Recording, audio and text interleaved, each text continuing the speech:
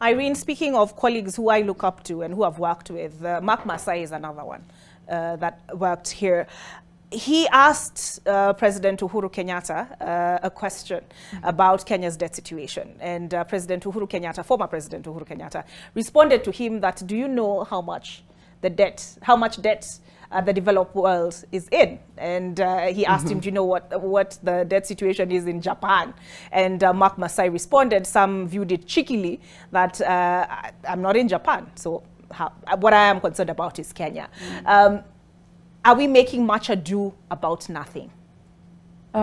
Thanks, Olive. And as colleagues have already mentioned, I think it's an important, extremely important conversation. So the questions and the interest, both from the media and the public, is needed. Remember, coming from the civil society sector, we've under the Okoa Uchumi Coalition, we as civil society organizations have been also very concerned with the issues of debt, because we feel a significant part of the revenue that is coming in that ought then to go into service delivery is being channeled fast to repayment of debts, which it is a fast charge, as we said, on our resources. So it's for us as a civil society, and I think as citizens in Kenya, the main reason we are concerned about debt fast is it takes away from the possibility of providing essential public services.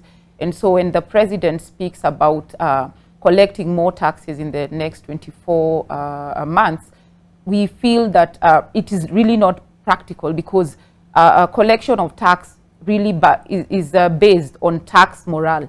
So if citizens are not seeing provision of services, then how can we guarantee that in the next 24 months that tax will be able to be collected by the government?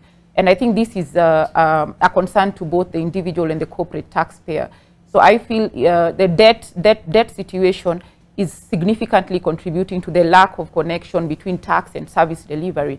And for us, when you can be able to see tax providing essential services, then you have the morale to pay. So in the absence of that, and all of us can say that the state of our public services has deteriorated.